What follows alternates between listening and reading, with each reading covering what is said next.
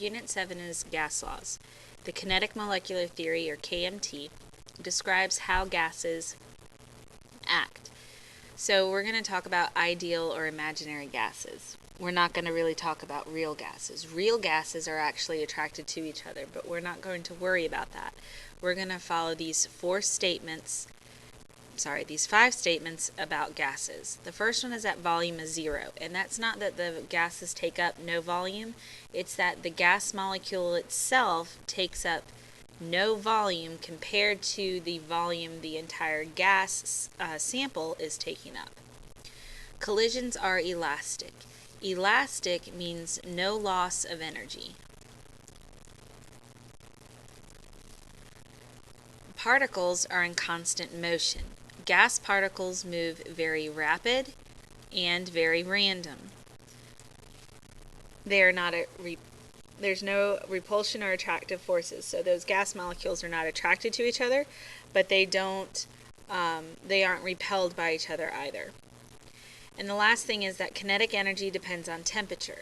So if we increase the temperature, we're going to increase our gas's kinetic energy, and then that means they're going to be moving more, because kinetic energy is based on movement. If we decrease the temperature, then we decrease kinetic energy, so the molecules would actually slow down.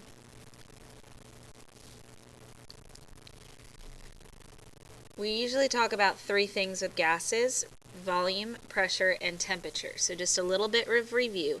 Volume we talked about in Unit 1.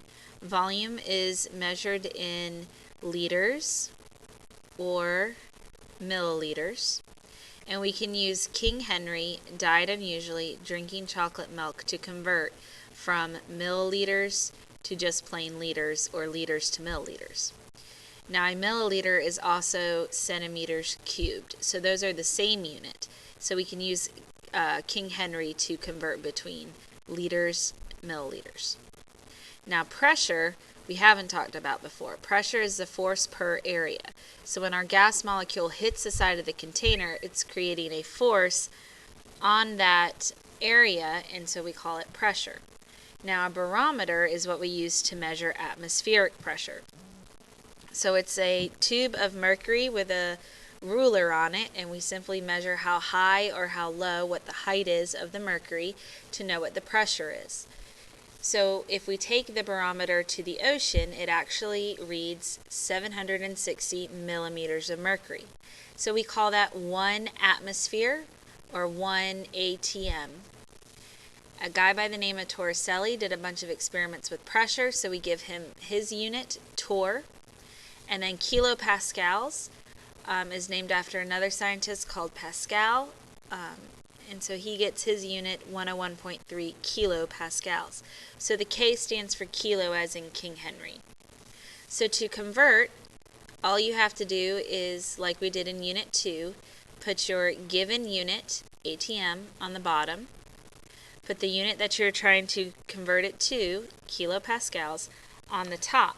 And then look at the numbers that would go with that. 1 goes with ATM. 101.3 goes with kilopascals. By the way, these are in your reference table, so you don't have to have them memorized. So we would say 1.75 times 101.3 divided by 1, and we would have 177 kilopascals. For number 2, we have 570 torr. So we're going to put torr on the bottom. We're looking for ATM, so we'll put ATM on top. 1 goes with ATM. 760 goes with torr. So 570 times 1 divided by 760 would give us 0.750 ATM.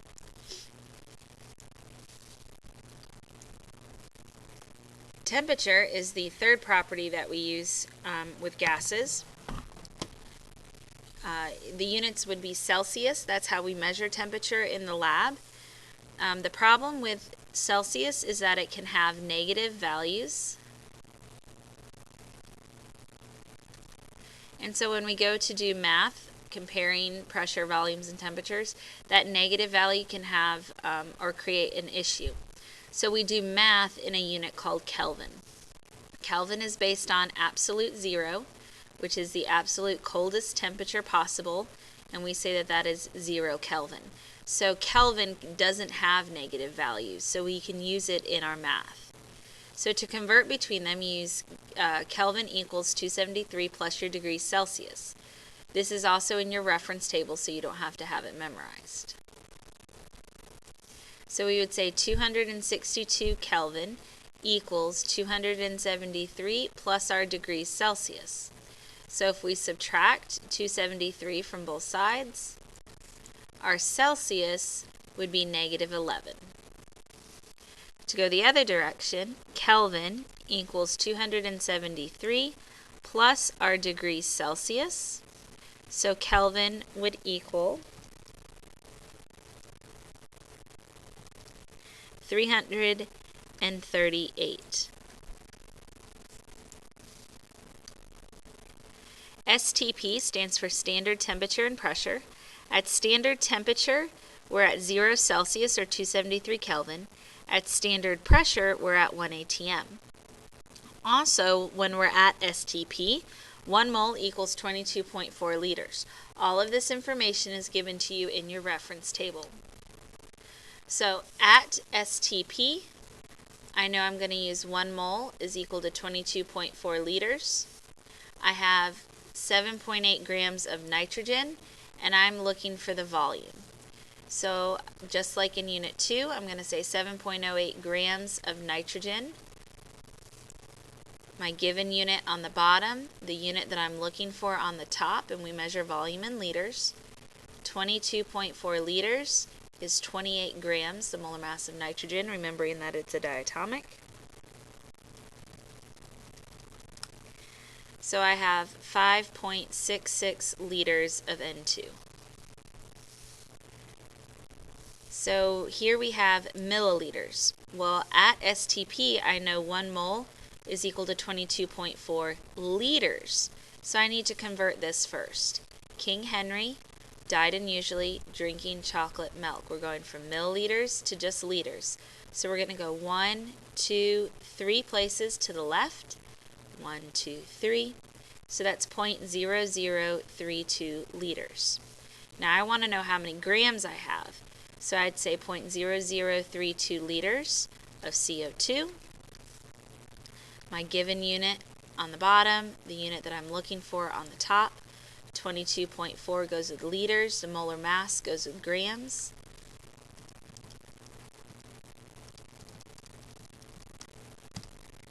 And we would have 0.0063 grams of CO2.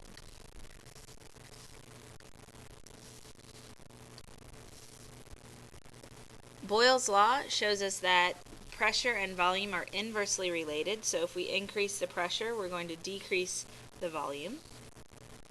And our graph would be a curve. Charles's law says that volume and temperature are directly related. So as you increase one, the other one increases, and our graph would be a straight line. Gay-Lussac's law says that pressure and temperature are directly related. So as you increase one, the other one's going to increase, and our graph would be a straight line. If we were to take all three of those laws and combine them, we get the combined gas law. This is given to you in your reference table. And we can eliminate variables if we need to. So if we don't need temperature, we can take out T1 and T2. If we don't need pressures, we can take out P1 and P2. Or we can use all of them if we're given all of them. So in our first problem, we're given 125 milliliters, 0.974 atm, and standard pressure. We're looking for our volume. So this would be my V1 because it's the first volume, and this would be P1 because it's the first pressure. I want to know what the new volume would be, so that's V2, and my standard pressure would be my P2. Remember, standard pressure is 1 atm. So if we look at our combined gas law, we need to take out temperature because we don't have temperature in the problem. So V1, 125 milliliters, times P1, 0.974 atm, equals V2, which I'll put an X in, times 1 atm. So then we need to solve for X. So we have 121.75 millimeter atm equals X times 1 atm. Divide both sides by 1 atm. So 122, my unit, atm divided by atm is going to cancel out. So my unit for this is simply milliliters. So my V2 is 122 milliliters. A sample of gas at 100 degrees Celsius and a pressure of 3 atm is heated to 300 degrees Celsius. What is the pressure? So 100 degrees Celsius is my T1, 3 atm is my P1, and 300 is my T2. So I'm looking for my P2.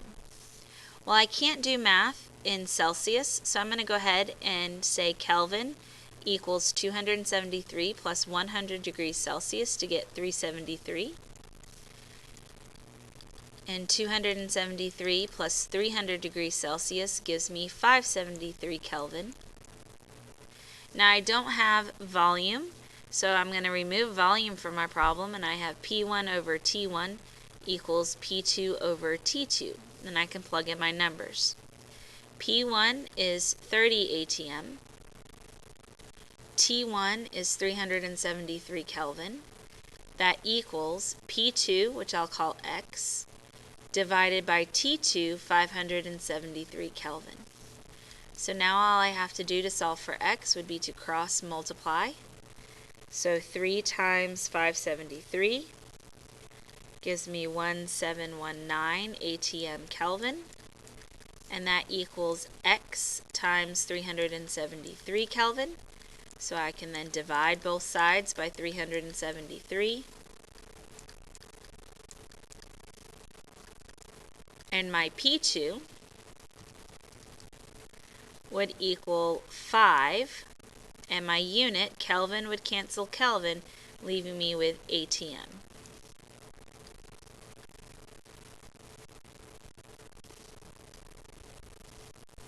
Now in this problem, we're given all of our variables. We have volume, temperature, and pressure.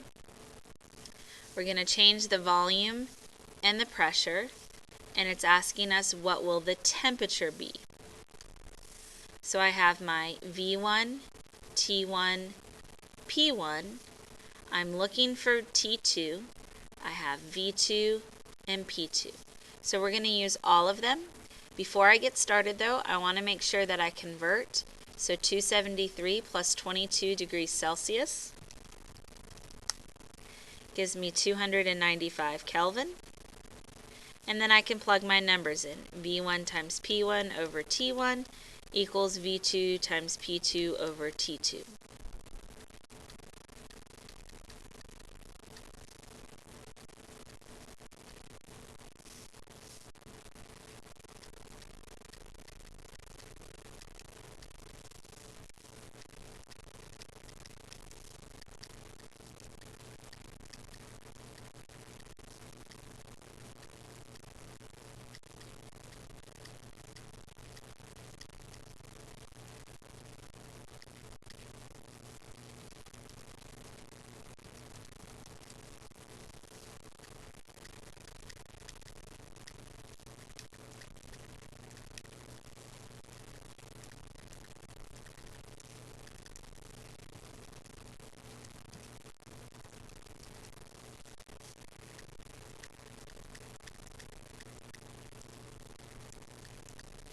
And then I just have to cross multiply.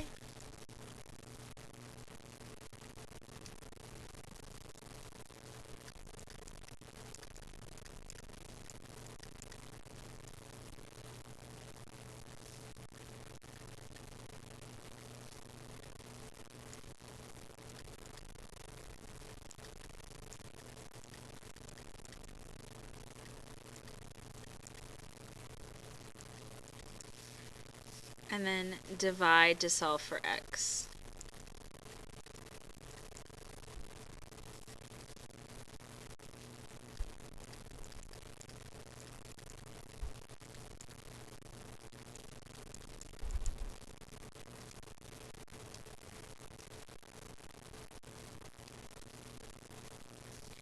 So I would have 288, and if I look at my units, milliliters would cancel, ATM would cancel, leaving me with Kelvin. So that's 288 Kelvin as my T2.